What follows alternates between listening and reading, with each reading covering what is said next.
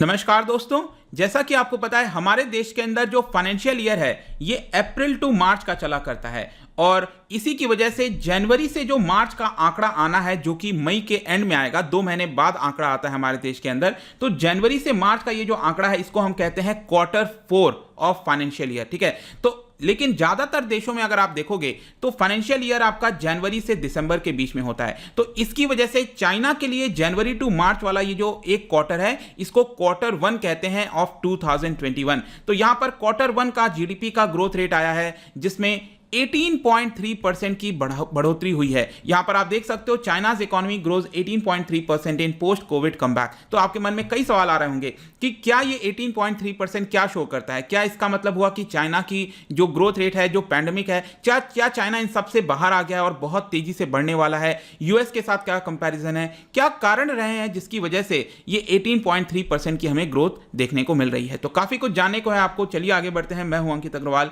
और अपडेट के लिए आप मुझे फॉलो कर सकते हैं इंस्टाग्राम, फेसबुक और ट्विटर पर। मेरे लेक्चर की हर पीडीएफ आपको फेसबुक पर तो मिलेगी, प्लस साथ में आप मेरा टेलीग्राम चैनल ज्वाइन कर सकते हैं by searching Ankit Agarwal official. और जैसा कि आपको पता है यूपीएससी के एग्जाम्स आने वाले हैं, अगर आप अपनी प्रिपरेशन कर रहे हो 2021-22 के लिए, आप हमारे कोर्स को ज्वाइन कर सकते हैं जहां पर आपको कॉम्प्रिहेंसिव वे में स्टैटिक करंट हर एक चीज एक जगह उपलब्ध करा दिया जाता है। चलिए देखते हैं एग्जैक्टली यहां पर हुआ क्या, हम क्यों इसके बारे में डिस्कशन कर रहे हैं। तो जैसा कि मैं आपको बताया कि यहां पर Q1 का आंकड़ा आया है जिसमें 18.3% की बढ़ोतरी दिखाई जा रही है, ग्रोथ रेट दिखाई जा रही है। तो इसका मतलब क्या हुआ? देखो, ये हम बेसिकली बात कर रहे हैं ईयर ऑन ईयर, ठीक है। ये क्वार्टर ऑन क्वार्टर नहीं है, ईयर ऑन ईयर है। ईयर ऑन ईयर का मतलब ये हुआ कि जनवरी टू मार्च, ये जो अभी हम बात कर रहे हैं 2021 में, यहां पर जो भी 18.3% की बढ़ोतरी हुई है, ये हम किससे कंपेयर कर रहे हैं? ये 18.3% किस चीज से बढ़ोतरी हुई है? ये पिछले साल 2020 में जो जनवरी टू मार्च का महीना था, ये Q1 था 2020 का।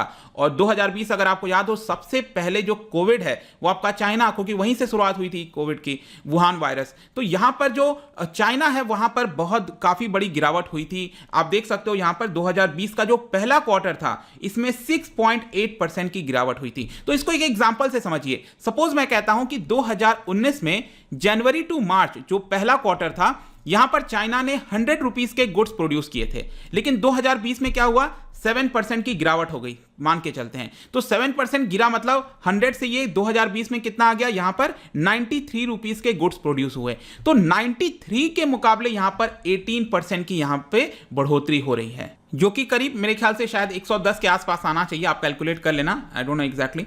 तो ये आप, आई होप कि आपको समझ में आ रहा होगा। इसको हम ईयर ऑन ईयर ग्रोथ कहते हैं, ठीक है। तो यहां पर 2019 का 20 से कंपेयर कर रहे हैं, 2020 का हम 21 से कंपेयर कर रहे हैं, उस पर्टिकुलर क्वार्टर का हम कंपैरिजन कर रहे हैं, ठीक है। तो यहां पर आपको एक अब ध्यान रखना है कि 1992 से जब से चाइना ने क्वार्टरली ग्रोथ को रिकॉर्ड करना स्टार्ट किया है, अभी तक का सबसे बड़ा जंप है ये। यहां पर मैं आपको ग्राफ में भी दिखा देता हूं, ये आप देख सकते हो। यहां पर 1992 से यहां पर रिकॉर्ड करना स्टार्ट किया गया और पता ही है आपको कि पिछले 30 वर्षों में चाइना ने बहुत तेजी से ग्रोथ हासिल की है। इनकी आप ग्रोथ देखिए, 10% के ऊपर आप देखो, कई सालों तक इनका 10% के ऊपर आपको देखने को मिलेगा। यहां पर 90s का पूरा समय था, उस समय था।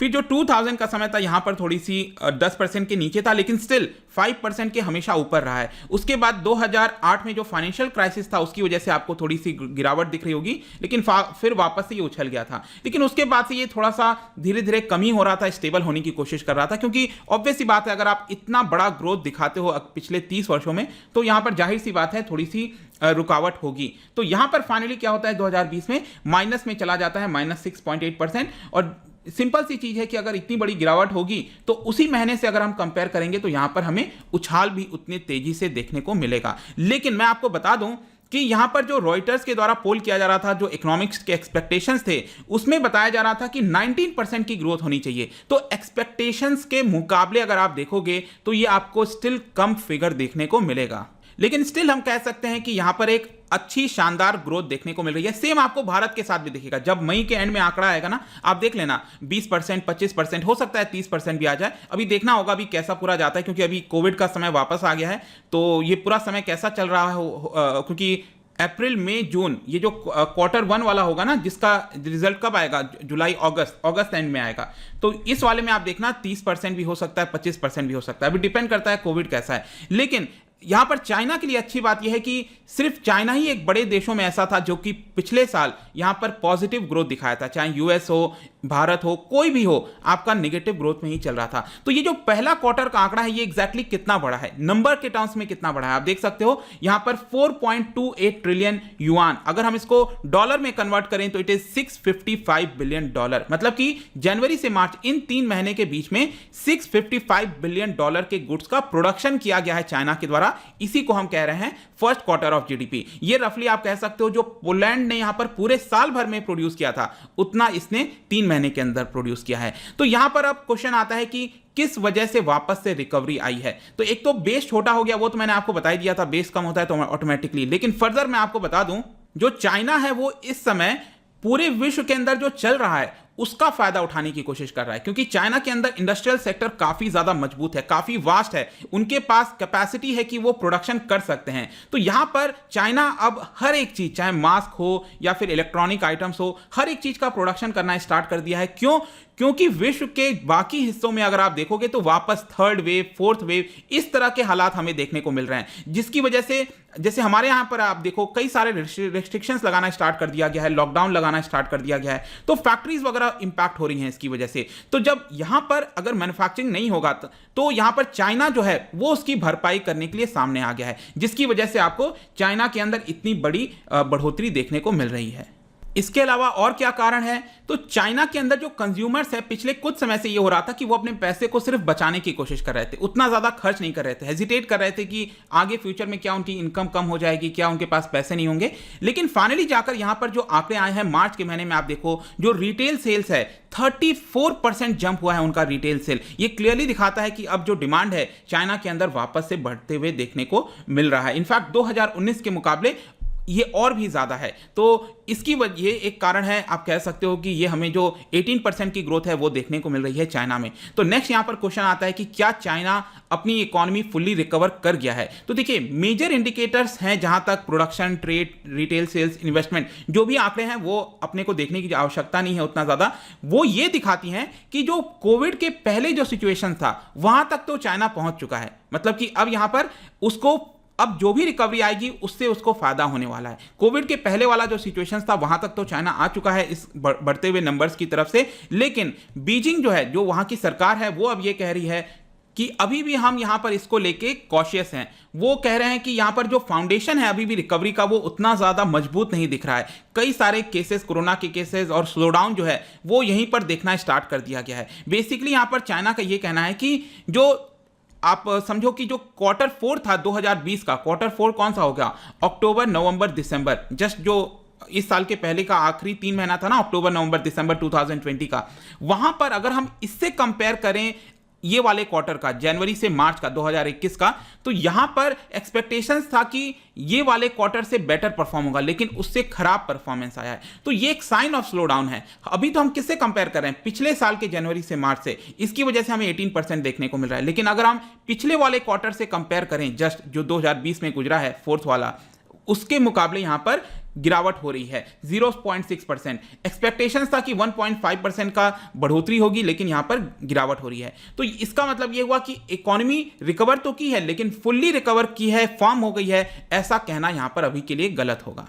नेक्स्ट यहां पर आप सब लोग कई बार कंपेयर करते रहते हो चाइना यूएस का, तो क्या चाइना ने अपनी जीडीपी सरपास कर ली है यूएस से? तो देखिए मैं आपको बता दूं कि ऑल्दो यूएस की इकोनॉमी काफी ज्यादा सफर की थी जो पिछला वाला साल गया है, लेकिन उसके बावजूद भी अभी भी यूएस की इकोनॉमी 21 ट्रिलियन डॉलर पर बनी हुई है और चाइना का आपको मैंने बताया करीब 16 ट्रिलियन डॉलर आपको देखने को मिलेगा। ये आईएमएफ का आंकड़ा है 2021 का, जहां पर आप देख सकते हो कि यूएस जो है वो 22 ट्रिलियन डॉलर आप कह सकते हो करीब, चाइना अराउंड 16 ट्रिलियन डॉलर के आसपास। भारत का जहां तक सवाल है तो हम वापस से 6वें नंबर पर आ गए हैं, 5वें पर जाने का पूरा था, हम चले गए थे, लेकिन यहां पर क्योंकि भारत के अंदर भी बहुत बड़ी गिरावट देखने को मिल रही है, इसकी वजह से आप देख पाओगे 3 ट्रिलियन डॉलर। ऑल्दो ये नंबर 2020 का अगर आप देखते हो तो और कम हो जाता 2.8 ट्रिलियन डॉलर, लेकिन वापस से एक्सपेक्टेशन है कि भारत में भी अच्छी रिकवरी आएगी, इसलिए 3 ट्रिलियन डॉलर आपको देखने को मिल रहा है। तो यहां पर कहने का मतलब है कि चाइना ने अभी पूरा टेक ओवर नहीं किया है यूएस को। हाँ, ये पीपीपी के टर्म्स में नहीं बता रहा हूं, मैं नॉमिनल टर्म्स में बता रहा हूं। वैसे मेरा वीडियो पड़ा हुआ है पीपीपी और नॉमिनल का, वो आप देख लेना अगर आपको नहीं पता हो तो। लेकिन यहां पर पीपीपी क्या होता है, जो परचेसिंग पावर पैरिटी, उसमें इन्फ्लेशन से एडजस्ट कर देते हैं। उस मामले में तो चाइना तो काफी पहले से ही नंबर 1 पर निकल चुका है, लेकिन अभी हम नॉमिनल टर्म्स में सिंपली अगर कंपेयर करें तो यहां पर यूएस अभी भी आगे है। लेकिन इसका मतलब ये नहीं है कि चाइना पीछे। चाइना का इंपॉर्टेंस अगर आप देखोगे तो काफी ज्यादा जरूरी है पूरे विश्व के लिए। मैं आपको बताता हूं क्यों। क्योंकि चाइना के अंदर जो डिमांड है, पॉपुलेशन ज्यादा है, डिमांड है, तो इसकी वजह से वो लोग खरीदते काफी ज्यादा है। तो कई सारे देश जो है वो चाइना के ऊपर डिपेंडेंट है। जैसे कार हो गया, कार की बिक्री चाइना के अंदर काफी ज्यादा होती है। इनफैक्ट जो इलेक्ट्रिक व्हीकल्स आजकल काफी चर्चा में है, ये भी सबसे ज्यादा सेल आपको चाइना के अंदर ही देखने को मिलेगा। रिटेलर्स की अगर हम बात करें, चाहे फैशन हो, टेक्सटाइल हो, कोई भी चीज अगर आप देखोगे तो काफी सारे देश जो हैं रिटेलर्स चाइना के ऊपर डिपेंडेंट है। क्योंकि चाइना के अंदर क्या है, अभी कोविड फ्री हो गया है, वो वहां पर उनको चिंता की आवश्यकता नहीं है, तो इसके लिए वहां पर धड़ाधड़ सेल हो रहा है। लेकिन बाकी विश्व के देशों में आप देखो, आज ही हमने वीडियो में चर्चा किया था थर्ड कोविड के बारे में, थर्ड कोविड वेव जो आ गया है, तो इसकी वजह से वहां पर प्रॉब्लम हो रही है, तो वो लोग चाइना के ऊपर डिपेंडेंट है। इवन जो हॉलीवुड के कई सारे फिल्म होते हैं, फ्लॉप्स जाते हैं, वो भी कहीं ना कहीं चाइना उसको किसी प्रकार से संभाल लेता है। इसकी वजह से चाइना का इंपॉर्टेंस बाकी विश्व के लिए इंपॉर्टेंट हो जाता है। इसके अलावा यहां पर मैं एक और चीज आपको बता दूं कि ये जो पूरा पैंडेमिक आया है, कोविड पैंडेमिक आया है, इसके पहले अगर आप देखोगे तो ऐसा प्रिडिक्शन लगाया जा रहा था कि 2032 या 33 आते आते यहां पर चाइना टेक ओवर कर लेगा यूएस को। लेकिन जो कोविड आया है, जिसकी वजह से यूएस थोड़ा सा नीचे चला गया है और चाइना ने इसका फायदा उठा लिया है, जिसकी वजह से 5 साल पहले ही 2028 में ही ये यूएस को टेक ओवर कर लेगा। ऐसा ब्रिटिश के एक थिंक टैंक है, उनके रिसर्च के अंदर बताया गया है। तो ये तो हमने पूरी बात कर ली। अब इससे फाइनली कंक्लूजन क्या निकलता है, इमर्जिंग ट्रेंड क्या है, यहां पर ये जो रिकवरी आई है इससे हम क्या समझ सकते हैं। तो देखो, अभी के लिए तो हमें 18% दिख रहा है, लेकिन आगे आने वाला जो आंकड़ा आएगा उसमें आपको नॉर्मल देखने को मिलेगा। सेम वही चीज 6%, 7%, इस तरह से आपको आंकड़े देखने को मिलेंगे। और एनुअल जीडीपी का जो टारगेट है 2021 का पूरा टारगेट है, चाइनीज गवर्नमेंट ने एटलीस्ट 6% रख रखा है इस साल। और जैसे जैसे बाकी देशों में थोड़ी सी नॉर्मलसी आएगी, मैन्युफैक्चरिंग और अच्छे से बढ़ जाएगी, तो उनको चाइना से मंगाने की जरूरत नहीं पड़ेगी। तो अभी तो क्या है, चाइना काफी बड़ी मात्रा में एक्सपोर्ट कर रहा है, जिसकी वजह से उनकी रिकवरी अच्छी आई है, क्योंकि वही लोग फुलफिल कर पा रहे हैं। तो यहां पर वैक्सीनेशन प्रोसेस बढ़ेगा, बाकी देश ठीक होंगे, तो चाइना जो है उसकी एक्सपोर्ट जो कर रहा था जिस तरह से, उसमें आपको रुकावट देखने को मिलेगी। ऑल्दो चाइना के अंदर जो फैक्ट्रीज हैं वो भी थोड़ी सी स्ट्रगल कर रही हैं, रॉ मटेरियल के प्राइसेस बढ़ गए हैं। रिसेंटली हमने वीडियो भी देखा था, बनाया था मैंने, सेमीकंडक्टर जो चिप्स हैं उसकी शॉर्टेज हो रही है।